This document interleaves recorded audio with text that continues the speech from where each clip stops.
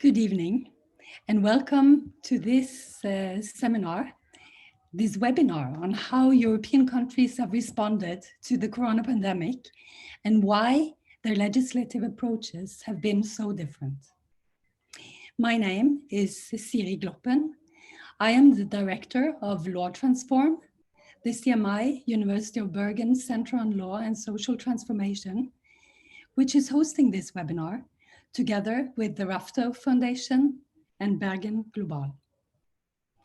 We have a truly great panel for you tonight, and I will introduce them shortly, but first I have some practical information. This webinar is streamed on YouTube in addition to Zoom and will also be available for later viewing. You are welcome to write questions for the panelists either in the Zoom chat or in the YouTube chat. The background for this seminar is that countries across Europe and indeed across the world in the past months in response to the COVID-19 pandemic have imposed extraordinary measures that severely restrict the freedom of the population. And they've done so citing the need for rapid decision-making to combat the challenges that the pandemic poses to the health and life of their populations. And by doing so, the governments have also gained significant new powers for themselves. Powers that in some cases are long-lasting or even indefinite. So tonight we will discuss to what extent human rights limitations are merited in this situation, and how we can prevent the extraordinary powers from being misused. Our panelists are drawn from countries with different challenges, both in terms of the pandemic and in terms of governance, and countries that have chosen very different legal approaches to handle the COVID-19 pandemic. And these countries are Poland, Hungary, France, and Norway.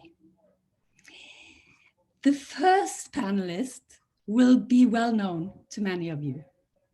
Adam Bodnar was appointed to the post of Commissioner for Human Rights at the head of the Polish Ombudsman in 2015, and is often termed the last defense for the rule of law in Poland. In Bergen and in Norway, Adam Bodnar is also known as the recipient of the 2018 Rafto Prize for Human Rights. Adam Bodnar is a lawyer and was previously associated with the Helsinki Foundation for Human Rights, the European Union Agency for Fundamental Rights, and the United Nations Fund for the Victims of Torture. As we all know, this is a very demanding time for Poland and also for you, Adam, and we are very grateful that you have taken this time to share your insights with us. Welcome. Thank you very much for the invitation. Our second panelist is Alida Stagler. And Alida is about to complete her law degree at the Atlas Laurent University in Budapest. And she is also an intern at Law Transform and one of the people initiating this webinar. So welcome, Alida. Stéphanie Annette Vaucher is professor at the University Paris-Ouest Nanterre La Défense, where she teaches human rights law and legal theory and heads the master's degree in human rights law. Her research focuses in part on the theory and sociology of human rights law, and she's the scientific coordinator of the Regine project that looks at equality in Europe. And Stéphanie has also been following the situation with regard to emergency legislation and special provisions taken in France for a very long time. And we're very much looking forward to your insights on these issues shortly. Good evening. The last panelist is from Norway. It's Erik Holmevik, and he's a professor of international constitution and human rights law at the Faculty in Law of the University of Bergen. And he's also an active member of the Council of Europe's Venice Commission, the European Commission for Democracy through Law. So as you all will have realized by now, we are extremely lucky tonight to have all of you with us here. And we will start by hearing from each of you on what the legal response to the corona crisis have been in your respective countries and the main issues that you see arising from this. So, Adam, could I ask you to go first and introduce us to the situation in Poland?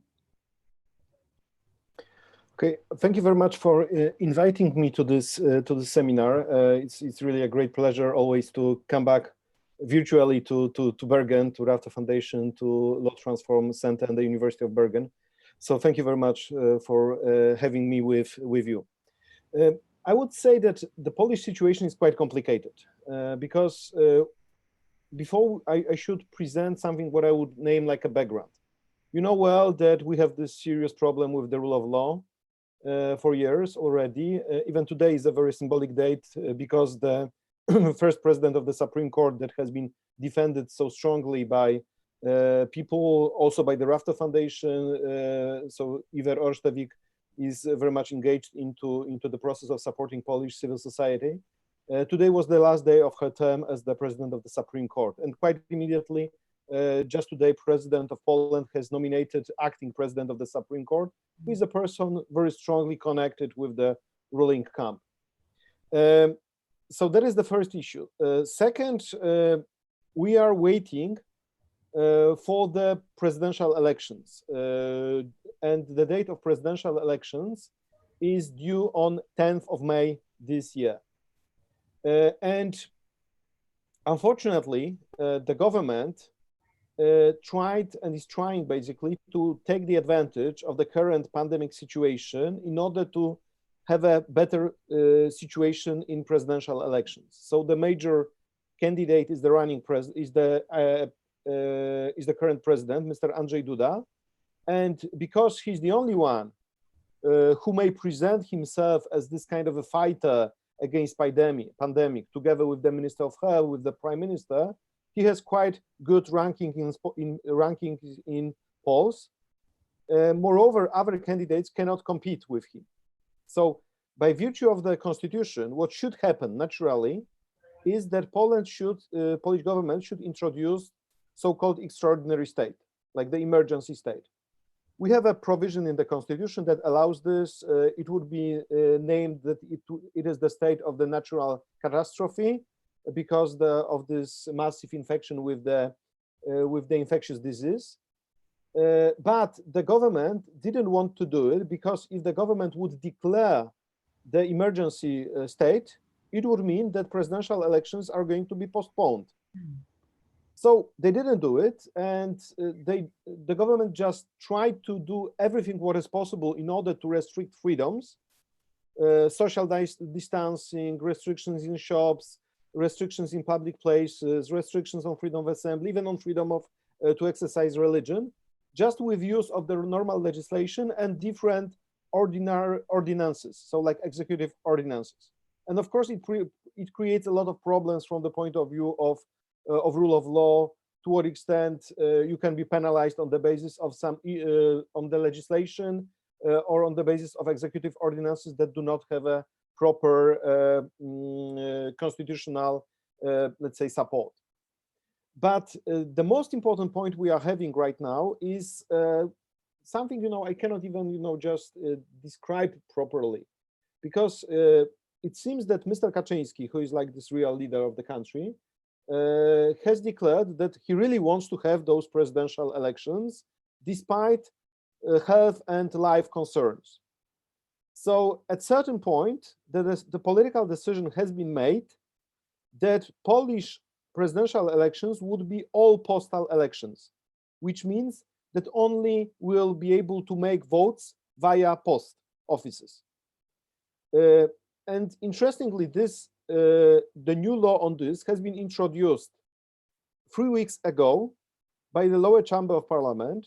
Right now, it is subject of discussion in the Senate. Please remember, the date of elections is 10th of May, so the law is not yet final, and the government is abusing all different procedures by making actions on the basis of the law, which is not even yet final. which is not even yet adopted.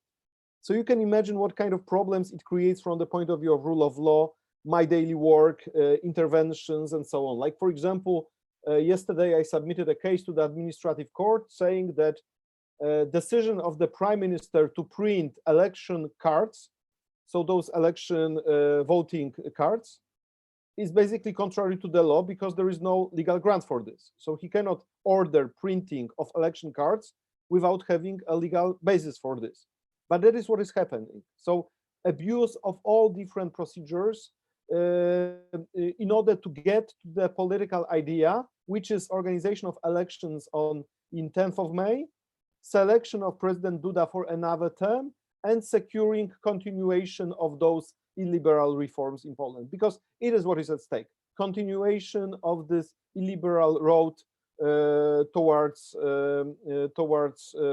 illiberal democracy or some kind of a system of competitive authoritarianism. Obviously, European Union is trying to react, and there were quite important decisions by the Court of Justice of the European Union, but it seems that the government adopts an approach, we don't care, or we are buying the time because over the time we'll be able to secure our winnings, and maybe later on we'll come back to some kind of a dialogue in order to satisfy international public opinion. From the point of view of the rule of law situation, it is really extremely dangerous, and to be honest, I don't know what is the future. I don't know whether we'll have elections. I don't know what will be the date of elections. I don't know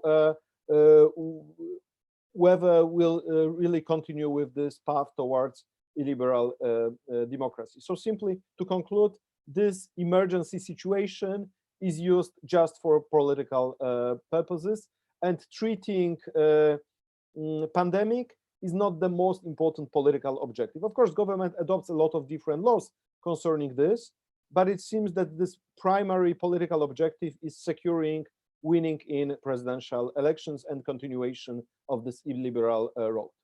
Thank you. Thank you, Adam, for giving us this this picture of what's going on in Poland. Sometimes we get a sense that what is happening in Poland and what is happening in Hungary is somehow similar.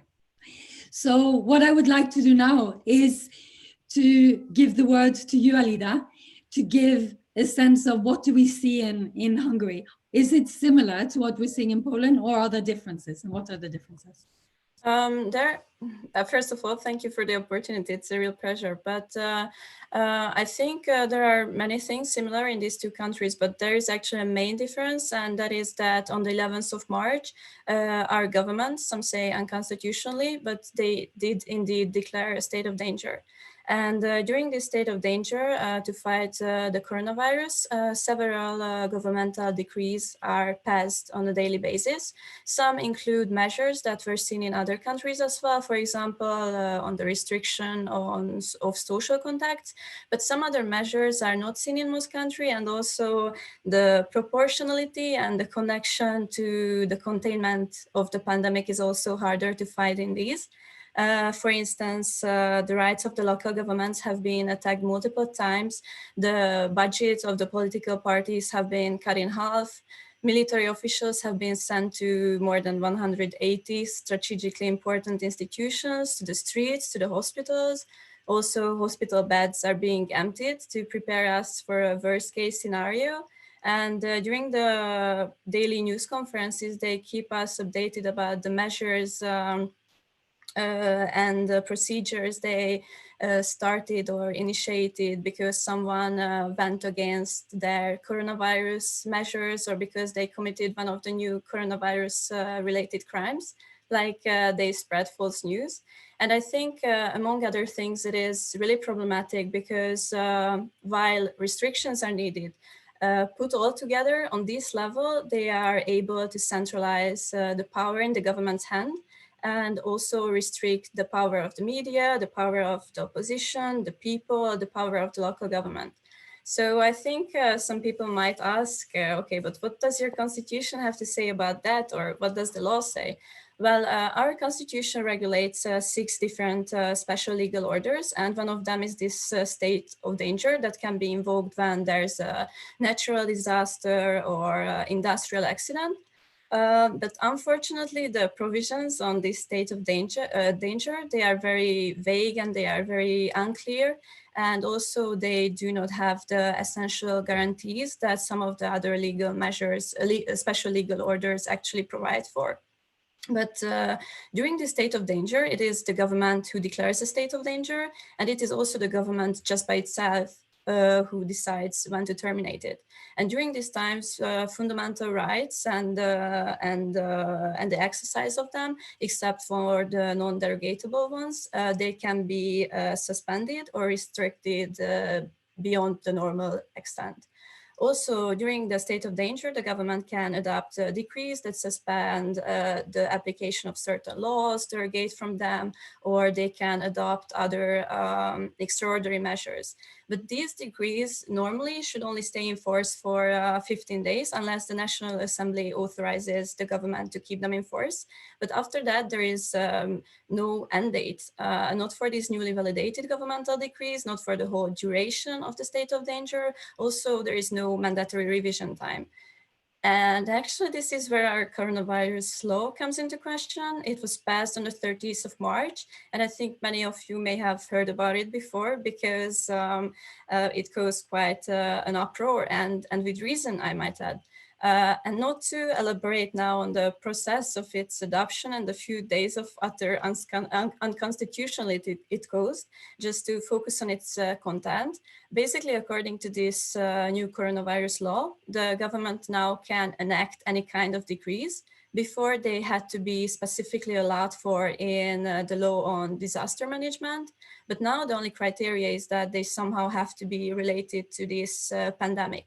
And furthermore, thanks to this law, the government does not need the authorization of the National Assembly anymore to keep their decrees in force, because all previously adopted governmental decrees and also all to be passed governmental decrees shall stay in force until the end of this pandemic. There are some guarantees, however. For example, the National Assembly should be informed on a regular basis by the government, and also the continuous work of our constitutional court should be provided for. But I find it interesting that the same couldn't be expected from the National Assembly. And also, as the main check, the law says that the National Assembly can take back this authorization from the government, and they can become responsible again for the authorization of the governmental decrees. But I think what is really important to see here and understand here is a special characteristic of the Hungarian legal system and political context, really, because our governing party has 67% of the parliament seats. That's a 2/3 supermajority. They are basically able to pass any kind of laws, change the constitution just by themselves. So basically what you can say is that the executive power is more or less in control of the legislative power. So that's why I find it a bit doubtful that the National Assembly would actually live with this right and revoke this authorization and become responsible again for authorizing governmental decrees. Thank you, Alida, for giving us this really comprehensive window into what's happening in Hungary at the moment, which is indeed really quite drastic. But if we turn now towards France, France has also adopted really quite strenuous measures in this situation. Stephanie, could you explain both sort of what is happening and what is the sort of the history behind it?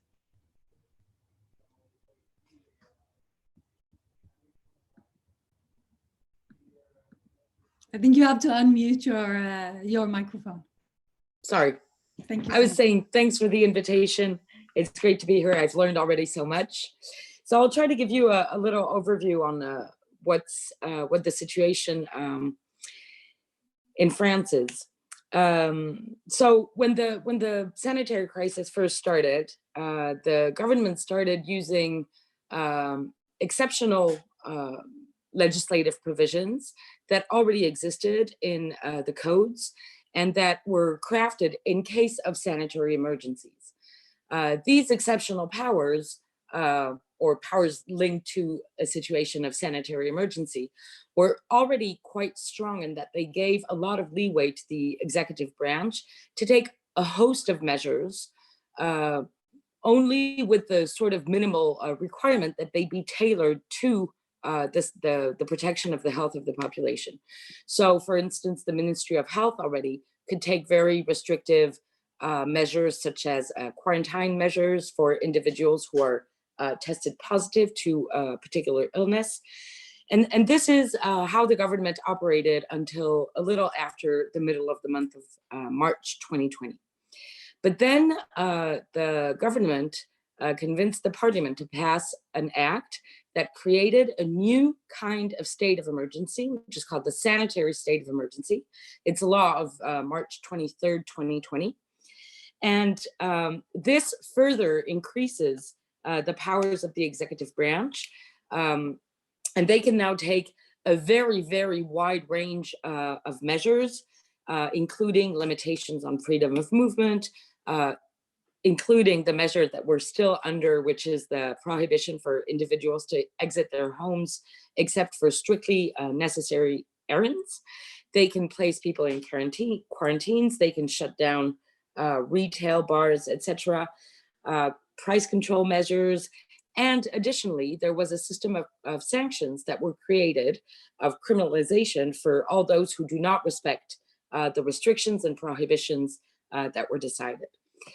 Furthermore, just 2 days ago, the Prime Minister in the National Assembly announced that he was going to seek further legislation that he deems to be required in order to, if I believe the draft legislative proposal that was somehow leaked overnight, the plan is to authorize new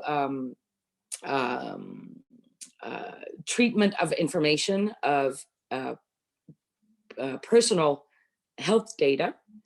And it's also to extend the leeway of the executive branch to place people under measures of quarantine.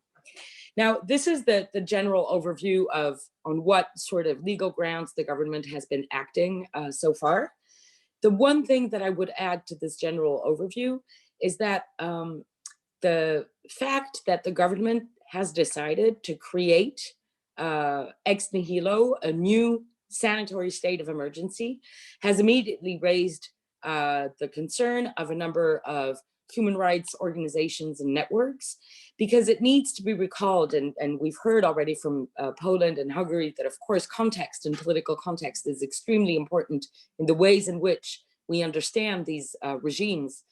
Well, the context in France, of course, is not that of Poland, of Hungary, but it is one that needs to be recalled to the extent that only 3 years ago, we exited a 2 years long, very harsh state of emergency that had been declared in November 2015 after the attacks in Paris and around Paris. And this state of emergency, I will maybe get back to it when we reflect on the impact of all this on democracy and democratic procedures.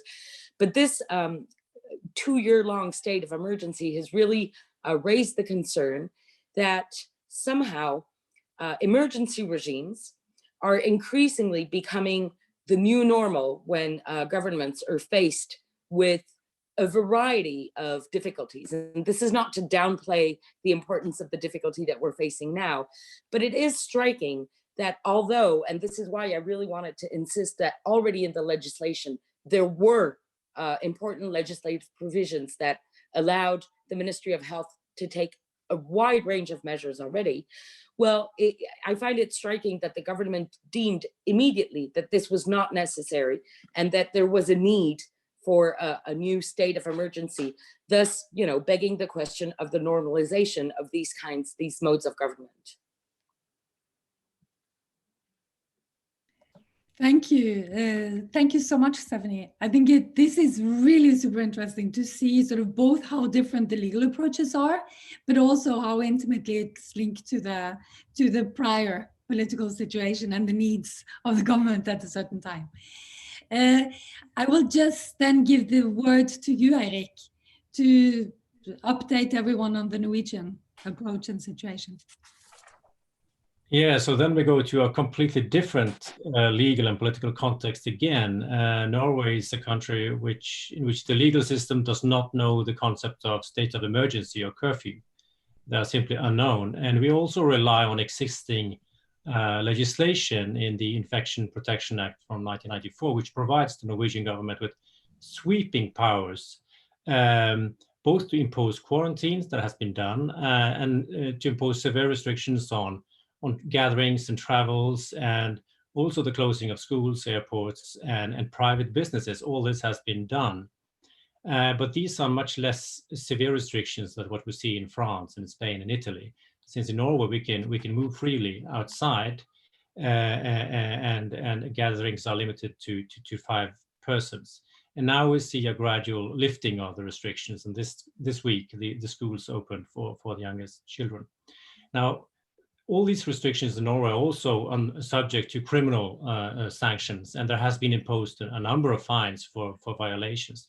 But I think what is striking with the Norwegian approach is that most of the anti-infection measures in Norway introduced by the authorities, they have relied on voluntary participation in a sense of civic duty and solidarity to achieve these aims. Even though the measures are draconical, the actual enforcement measures has not been that. The most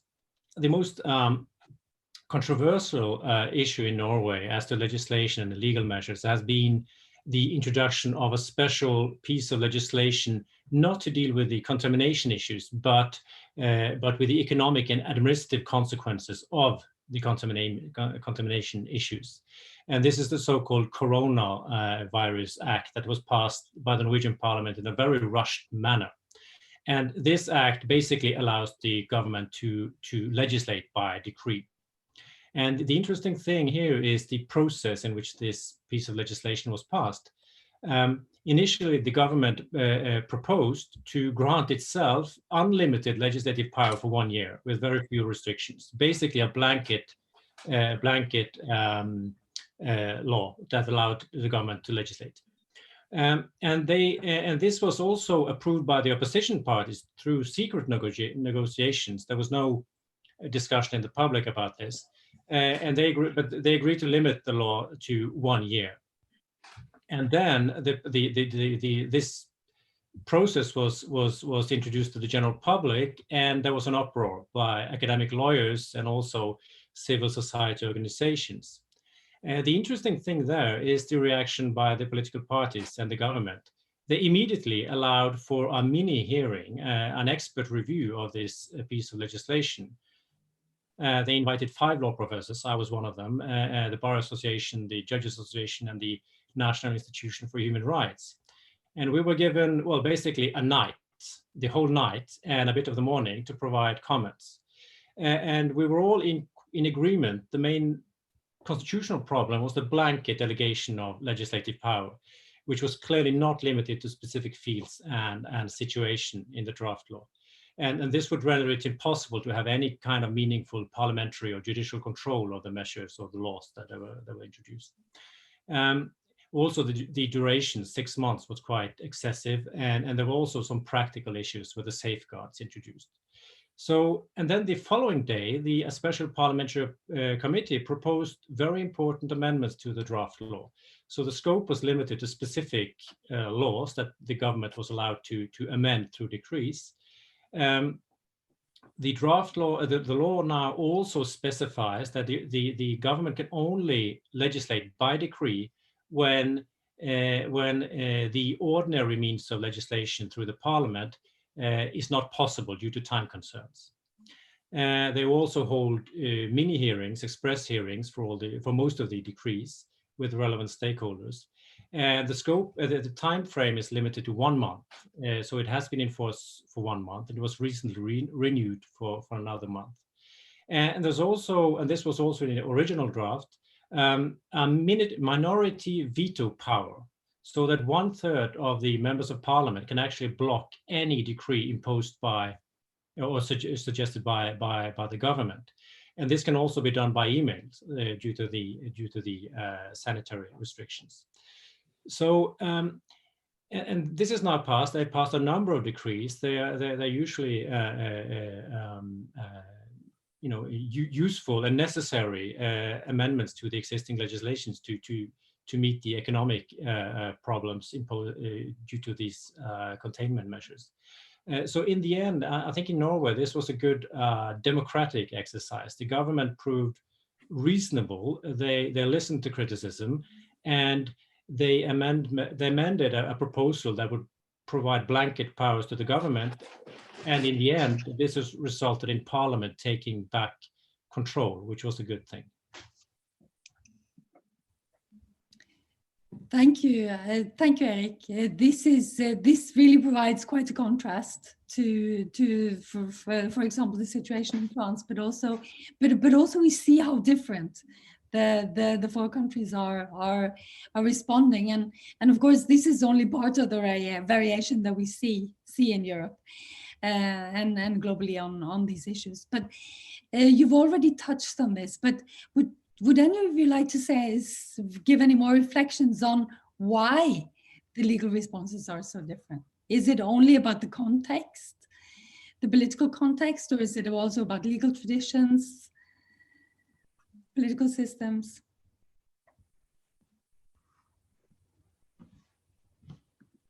Is it about, maybe we can also you were also touching on how some governments are taking advantage of this to impose self-serving restrictions and policies. Maybe I'll go back to you, Adam Bonner, first on this. So because you in a way you were showing how. So it for sure the measures that the government is taking in Poland now seems to be very much sort of guided by the political situation, but it is unclear to me whether the corona pandemic allows them to do things that they wouldn't otherwise be allowed to do, or whether they want to just force the elections in the situation that we're seeing now. Thank you. What is certain is that for sure government wants to use the situation in order to secure winning in presidential elections. Mm-hmm. Otherwise, we would have a very competitive campaign, mm-hmm. and there was a big chance that Duda, a current president, would not be able to get into the second round. Because according to all the polls before pandemic, he had more or less like 42% of votes, mm-hmm. and other candidates were quite strong, and they were just like going forward with a campaign, and they were really serious competitors. So it is obvious that the whole situation is used for this purpose. The second point I would like to mention is that, of course, in the very beginning, in March, in the middle of March, you could have a feeling that there is like a big fear that we can repeat the same scenario as Italy, France, Spain, and Great Britain. That we will not be able to control the pandemic. And the government was quite good in convincing people, but also there was, in my opinion, like the general support, even by myself, but also by leaders of some important charity organizations, that yes, it is our common effort to make to restrict the increase of the pandemic, because our medical system will not allow for such a huge number of patients to be properly treated. So we could rely already on data from other Western countries. And it seems to me that was the reason why the government was very much radical in imposing different sanctions and different restrictions in the very early period. So, when we had just one confirmed infected person, we already had all those regulations. And there was like in general, like the big public support to those regulations. But I think like what is like the major difference, I think, in this regard, and I leave aside issues to what extent, you know, they did it in accordance with the constitution, and to what extent governmental decrees were going too far, because there were a number of, you know, discussions on this, and sometimes some of those measures were just stupid, you know, like, for example, the restriction to enter forests. So that we had like for 3 weeks restrictions to enter forests, and you know, I had to spend some time to fight against it, saying that it is really not rational. But I think the major point is that there is like a difference in the level of trust between citizens and the government. So as far as I understand, in such countries like Norway or Sweden, you can make a general recommendation to the people, and people know and understand that they have to behave like this. In Poland, there was a need for a deep regulation and the deep enforcement of those regulations in order to really stop people to stay at home. And somehow, you know, it worked. So this kind of fear that was increased by the government, and this fear which was related to the observation of situations from Western countries, was effective enough to make those legal regulations restricting different freedoms quite effective. And right now we are at a different stage, because right now it seems that the government is lifting some of those regulations. But the question is why the government is doing this, because we are not yet even at the top of the pandemic. But it seems to me that the government is lifting some regulations just to show, you see, it's safe, we can make presidential elections. So once again, even lifting of measures could be interpreted as leading towards achieving some political gains. So just to prove that there is no big risk with organization of presidential elections.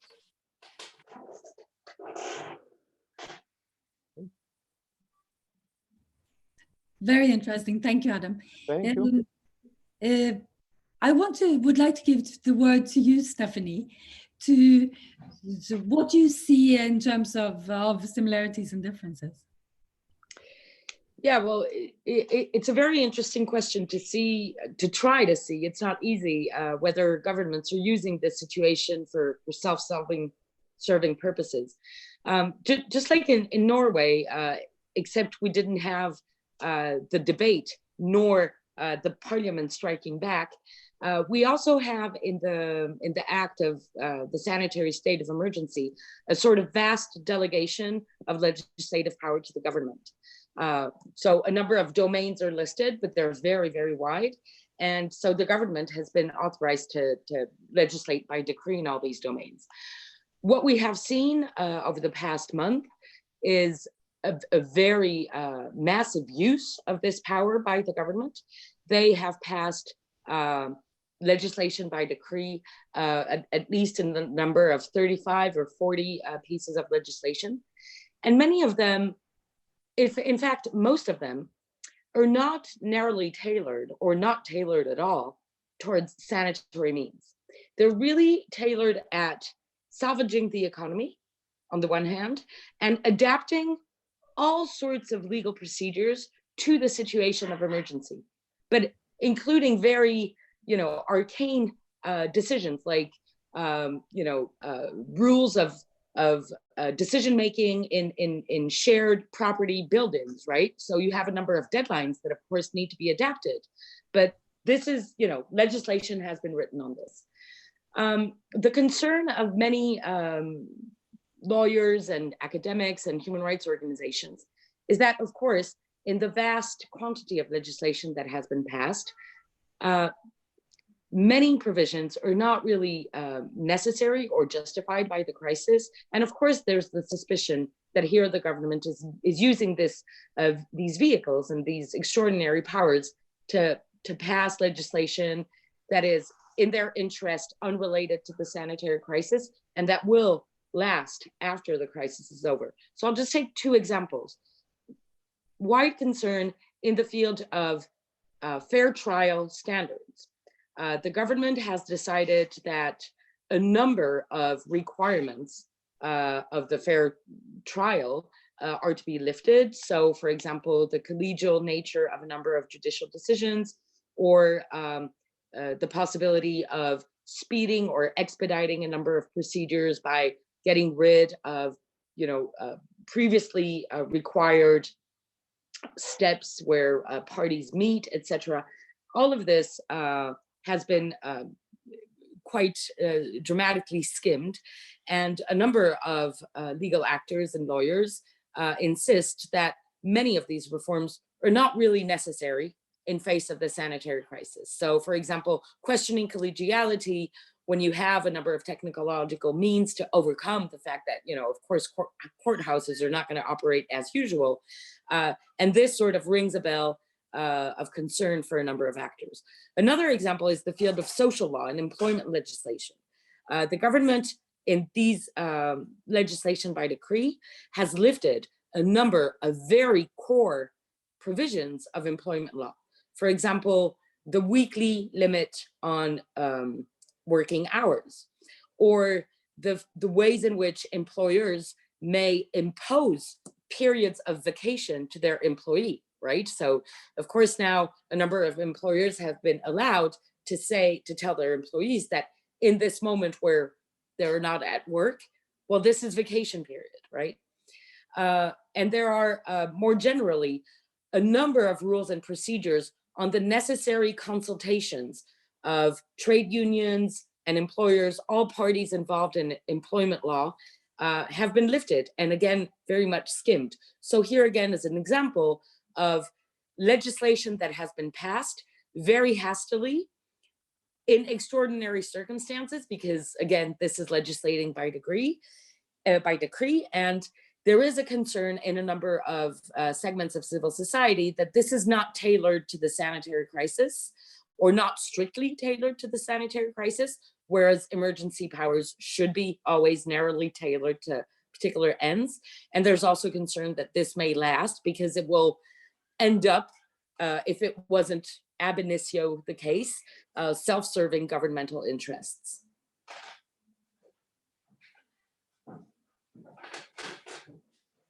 Thank you very much. And I have I was just reading a question that came in, and I just want to take this opportunity to also invite more people to ask questions, if they want to have them in. And I will collect some questions, but I'll read this one so that you can sort of take it, because it refers to what you were just talking about, and also the discussion we're having now. It's Lisa Tunova, who's writing from Russia, and she says, "Good evening. Thank you for very interesting discussions. My question is, do governments propose some programs to support local businesses and people who lost their job because of COVID? Does it vary across European countries? Is there some EU standards in this kind of situation? Does it influence the support of authorities in their decisions?" So that's something that maybe you can take into your comments. But do you want to say something about that from France while you, Stephanie, while we're with you? Well, maybe, yeah, very briefly. Undoubtedly, there's been a lot of measures directed at supporting families, workers, businesses.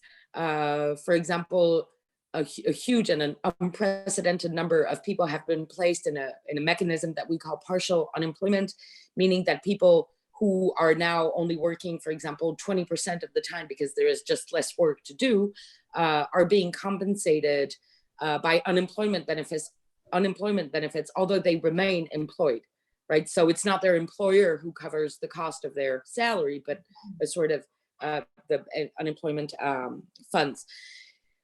There's been other provisions taken to support businesses. For example, small businesses do not have to pay their rent or their utility bills. So there's a number of measures that are taken. This, of course, is where you see, I guess, the importance of the tradition of welfare states, although of course I'm aware that the standard has very different meanings across the board and even inside Europe where we share this standard. To my understanding, EU or more generally European standards have not been a centerpiece reference in the decisions that were made by the French government, probably because as far as France is concerned, the interaction with the EU so far has been mostly geared towards overall budgetary and monetary discussions at the level of the EU, but not so much in terms of these standards. Thank you. Of course, the lack of European standards at all levels here is quite interesting in this current situation. So, Alida, looking at this from Hungary, both Lisa Tunova's question, but also the general issue around sort of self-servicedness of restrictions. Would you have some comments? Yes, so I think because of no binding regional legislation, because of our also big healthcare system, what happened in Italy, and also we are just maybe more prone to sacrifice some human rights in favor of security, maybe because of all these things, our response also differs, and also because our political context. In our case, I don't think it is a question of whether our government is taking advantage of this situation, because in their case, I think they would be kind of foolish not to. And unfortunately, the people also support, and the opposition also supports these harsh restrictions. And because of this fear for security, not many are listening to concerns about democratic values.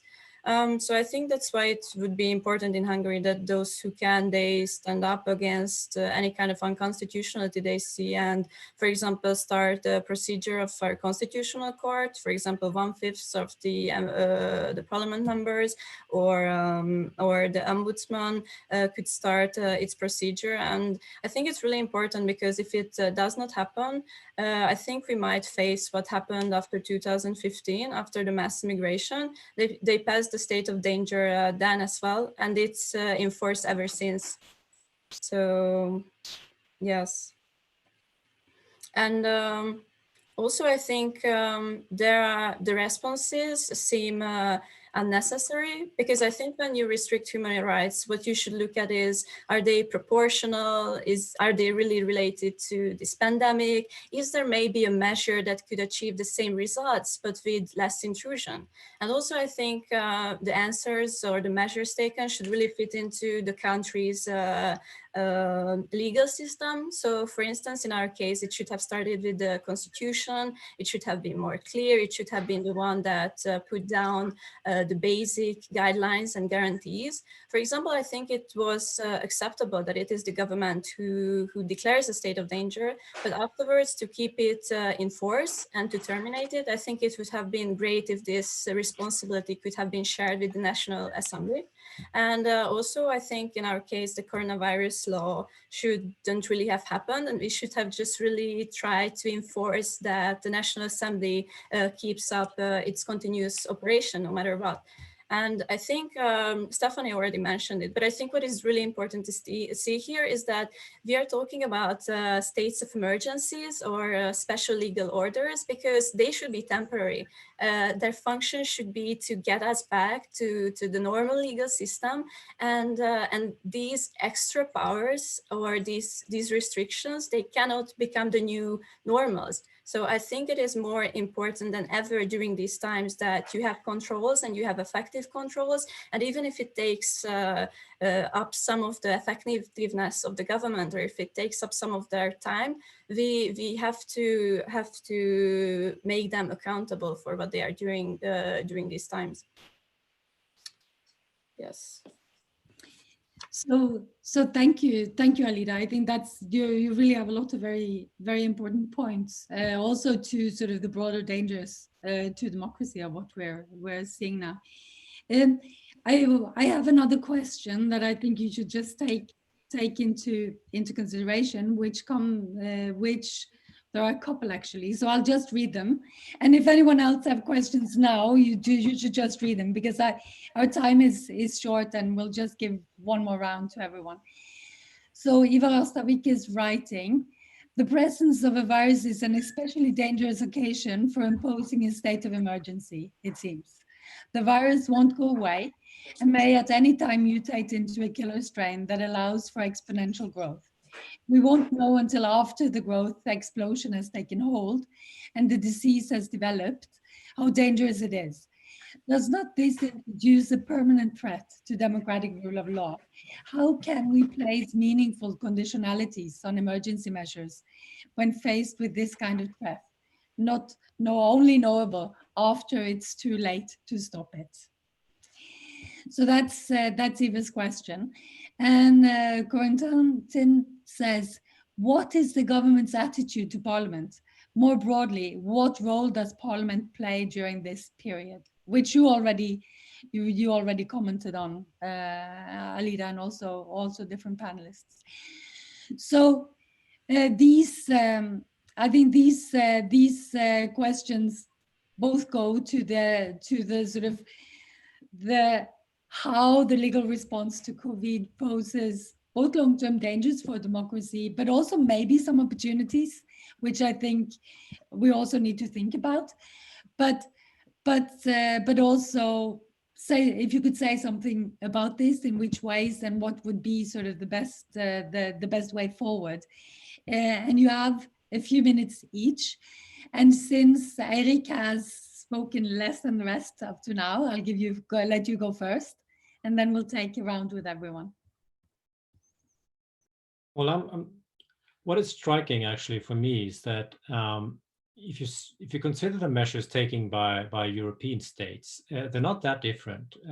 It involves the transfer of legislative power to the government, and it involves the restrictions of individual rights and freedoms.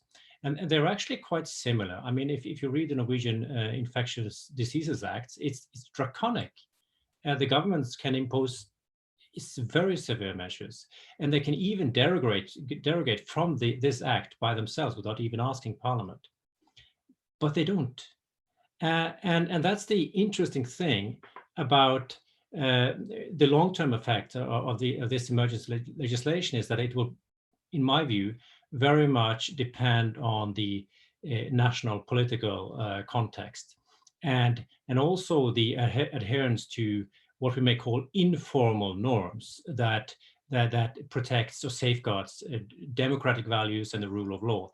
What I mean in political science literature, this is called norms of forbearance or self-control that prevents governments or political players to fully exercise their legal powers, to take full advantage of their legal powers. And at least this is what we clearly see in Norway, that the government, even though they can use these vast formal legal powers, they don't. And they go into discussion and negotiations with the parliament. They hold hearings with civil society when they can do so. Even though the deadlines are very strict, it means that, for example, the measures imposed on the courts and trials involving fair trial standards, they haven't been controversial in Norway, because the Judges Association, the Bar Association, they did get a say, they did get to influence the measures taken. So I think these informal norms and the political context is much more important than the formal legal powers themselves. Thanks, Eric. I think that's extremely good points. I think before sort of letting the rest of you go, I have a last question, which comes from Julia Heber in Germany. And she asks, my question is, have there already been judicial proceedings due to these political decisions? And she says that in Germany, we have some already proceedings in front of the Constitutional Court. And also at state level. So I'll just sort of let you take that in. Stephanie. And you need to unmute. I think what Eric just said is is very interesting, and I think this is really the backbone of the debate that we're having here. Responses, of course, technically may differ, but basically the framework is state of emergency, delegation of power, restrictions on human rights. The question is, what is the impact is very different. Some governments are playing very seriously the card of restrictions on human rights. Others aren't. And I think what it really touches down to here is the political culture, the culture of bringing in a relatively wide or a narrow group of stakeholders in discussions in times of emergency, for example. And if I want to answer by relying on the French example, I would say that unlike what we're hearing from Norway here, there is a lot of cause for concern, because what we're seeing is a repetition of what we've seen in the past state of emergency for the anti-terrorist strike back in 2015, 2017. So what we're seeing is expedited legislative procedures, including when you're passing the law on the state of emergency, or the prime minister, I told you, announced a new piece of legislation 2 days ago. He says the calendar is this, just to give you an idea. The draft legislative proposal is to be examined in the Council of Ministers on Saturday morning, and it's scheduled to be debated in Parliament on Monday, right? So this gives you a picture. I mean, when you're doing it on that calendar, of course, you're not going to have any kind of consultation, association with human rights organizations, associations of lawyers or judges or whatnot, right? So this is the situation that we're facing. What we're seeing is that repeatedly, including members of government in Parliament, when they pass these extraordinary pieces of legislation, they encourage members of Parliament not to draw the legislation in front of the Constitutional Council, and they don't, right? So neither in the anti-terrorist state of emergency nor in this state of emergency has the Constitutional Council be put in a position to examine the legislation that was being passed. So we have a problem of the definition of the state of emergency.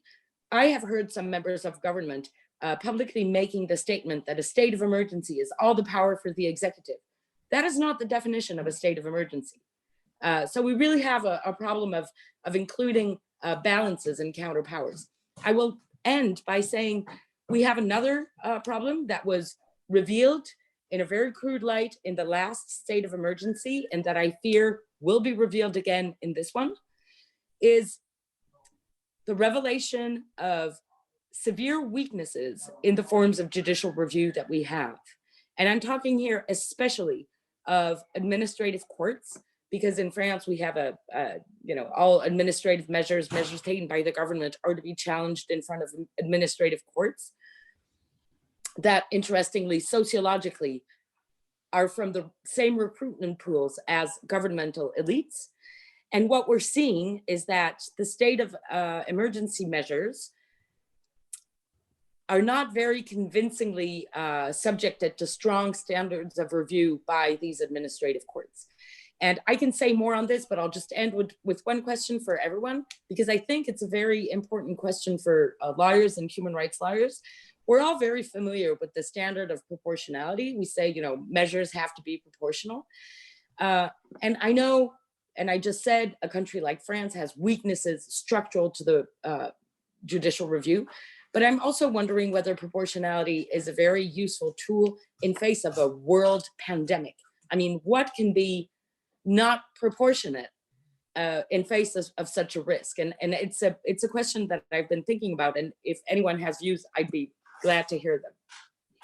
So thank you, Stephanie. We're going towards the end, but I'm going to give actually the last word to you, Adam, to give your perspective from Poland on this issue. And I'm sorry, Alida, but I'm going to give the last word to Adam and then to ask the closing of the webinar. Okay, thank you. I would like to respond to some of those questions, which are highly interesting, and in my opinion, they complement, they supplement our discussion. So let me just briefly give some maybe additional points. First of all, response by the judiciary.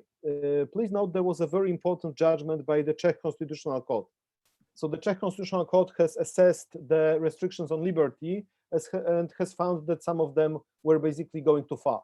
So I think it is really important to indicate how important are constitutional courts in this kind of a situation.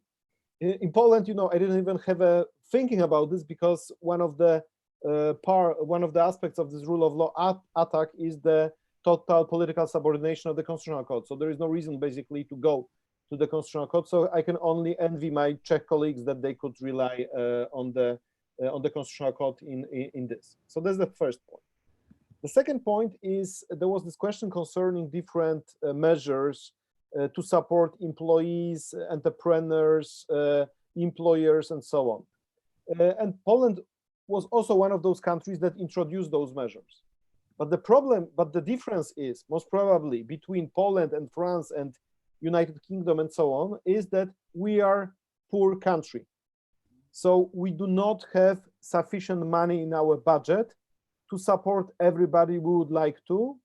And most probably we will end up this year with the recession in the amount more or less like -3, -4 GDP, okay? Which is really a lot. Because for last 15 years, we didn't have any decrease in the GDP. We are like having continuous growth.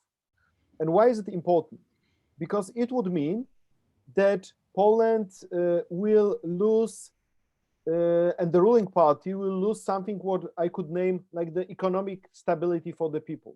So the whole idea of this government was relying on this. Please forget about values, please forget about judicial independence, all those liberal values. We are taking care about your daily life and your economic stability. Unemployment is going down. You are having different social transfers. And right now, it would mean not any longer. So most probably the government will realize within 2-3 months, they're really in a big problem. But what does it mean from the point of view of future of democracy in Poland? Either the government will try to go further with the propaganda, with indicating enemies, with saying everything is because of the opposition, because of courts, or I don't know, some other imaginative enemy, or it would mean pre-term elections, and maybe we'll come back to the rule of law country. You know, so that is most probably, in my opinion, the future of countries. So pandemic, irrespectively of what will happen with presidential elections, because of the financial problems, will create a change for Poland. And last point, because there was this question, okay, so how to avoid a problem in future? I'm referring to the question by Iver Orsztywik. So how can we get out of this continuous situation of emergency? In my opinion, we should strike towards one argument. We did, or our governments did all those reforms and all those emergency laws based on arguments of scholars. So they were relying on science and on arguments that you have to introduce those measures in order to protect the people, because otherwise we will end up with a lot of human losses. And I think it should work vice versa. So we should rely on scholars and scientists saying, you know, you have to lift it because the danger is not so high any longer. But in order to achieve it, you must take care about free speech and transparency. And here it could be a problem, because when you have a lot of propaganda, if you have a lot of stories of success, when watchdogs are weaker, when media are weaker, then it is much more difficult to present this argument, those arguments based on free speech and transparency. But it seems to me that there is no other possibility. So transparency and free speech in order to get with scholar arguments into the society and opinion makers. Thank you very much. Thank you so much, Adam. And this was I think this was a very fitting end to this discussion. And it also clearly shows that we need more of these discussions, that we only started to scratch the surface. There were also a lot of more questions and comments, or several more in the chat. So I want to thank all of you for your contributions. I learned a lot. It was very stimulating, very, very, very interesting. And I want to just tell all of you that if you're interested in more discussions about what happens in Poland, the same Ivar Östervik from the Radford Foundation, he says that there is a webinar on Tuesday, May 5th, from 1 to 2 at Bergen Global at the same site. So then you can go and continue this discussion. We will also at Law Transform we haven't decided on the date yet, but soon a global discussion where we open to other regions as well to look at the same issues. So we hope that you will also be back for that. So thanks a lot. We're most grateful. This has been super interesting. I hope you'll all have a good evening. Bye. Thank you very much. Thank you. Thank you very much. Thank you.